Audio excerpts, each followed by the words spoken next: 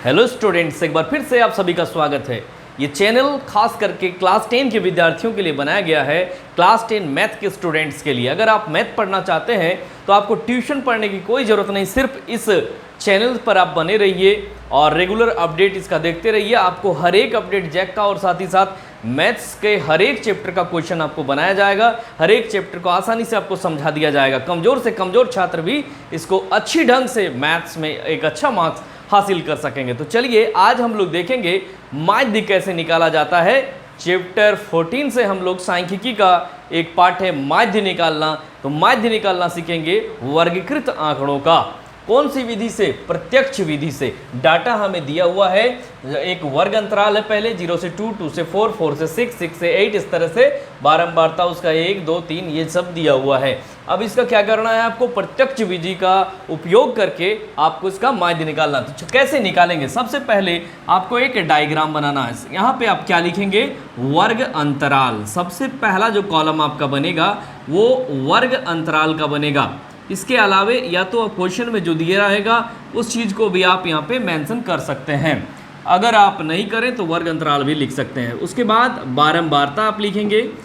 बारंबारता को हम लोग फ्रीक्वेंसी यानी कि स्मॉल एफ से भी दर्शाते हैं। और इसको ये दूसरा कॉलम हो गया। तीसरा वर्ग चिन्ह होगा। वर्ग चिन्ह आप जानते होंगे, वर्ग चिन्ह क्या होता है? उच्च सीमा माइनस निम्न सीमा बाई 2 होता है। यहाँ पे वर्ग चिन्ह ये हो गया, जिसको हम लोग xi से दर्शाएंगे, ये fi से दर्शाएंगे बारंबारता को। और यहाँ पे fi और xi को मल्टीप्लाई आपको लास्ट कॉलम में कर देना है। अब इसको आप एक कॉलम बना लेंगे, इतना यहाँ पे रो बनाएंगे जिससे 1 2 3 4 5 6 7, तो 7 रो यहाँ पे आपको बना लेना है। सारे एंट्रीज को यहाँ पे आपको इसी तरह से सजा लेना है पूरी तरह से। इस तरह से आप स्केल से इसको साफ सुथरा बनाएंगे ताकि आपको फुल मार्क्स इसमें मिल जाए। 1 2 3 4 5, 1 2 3 4 5 6। और चलिए इसी को हम छोटा थोड़ा सा कर दे रहे हैं, यहीं पे 7 कर दे रहे हैं। ठीक है, इस तरह से ये टेबल बन के तैयार हो गया। आप टेबल को काफ़ी अच्छा ढंग से बनाइएगा, स्केल का यूज कीजिएगा ताकि ये नीट एंड क्लीन बने, अच्छा देखने में लगे। क्योंकि ये जो चैप्टर है सांख्यिकी, ये रिप्रेजेंटेशन का ही चैप्टर है, तो इसका प्रेजेंटेशन काफ़ी अच्छा होना चाहिए। तो पहला कॉलम क्या है? वर्ग अंतराल। दूसरा बारंबारता, जिसको fi से हम लोग डिनोट करेंगे। वर्ग चिन्ह, जिसको xi से।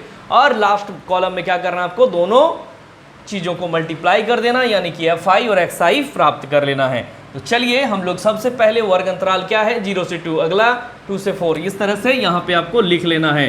तो 0 से 2, फिर 2 से 4, 4 से 6, 6 से 8, इस तरह से आपको लिखते जाना है। 8 से 10, 10 से 12, 12 से 14, सारा वर्ग अंतराल हमने लिख दिया। उसके बाद इसका बारंबारता 1 2 1 5 6 2 और 3। अब इसको जोड़ लेना। यहाँ पे आप योग लिख दीजिएगा या कुल लिख दीजिएगा, और इसके बाद यहाँ पे आप जोड़ लीजिएगा। 3 2 5 6 11 और 5 16 17 18 19 20। तो आप बारंबारताओं का योग आपको प्राप्त हो चुका है 20। आगे बढ़ाइएगा। वर्ग चिन्ह आप जानते होंगे, वर्ग चिन्ह हम लोग कैसे निकालते हैं? तो वर्ग चिन्ह बराबर होता है उच्च सीमा माइनस निम्न सीमा। उच्च सीमा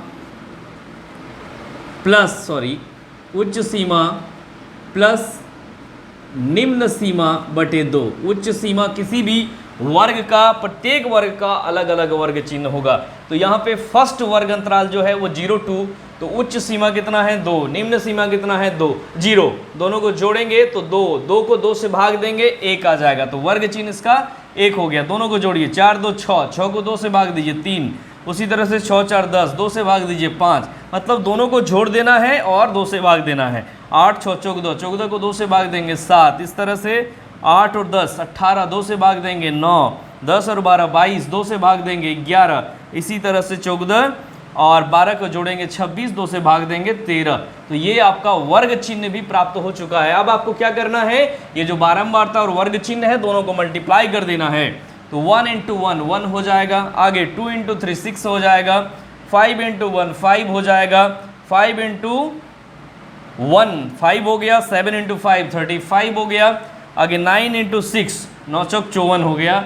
यहाँ पे आपको लिख देना है मल्टीप्लाई कर करके, 11 इंटू 2 22 हो जाएगा और 13 इंटू 3 39 हो जाएगा।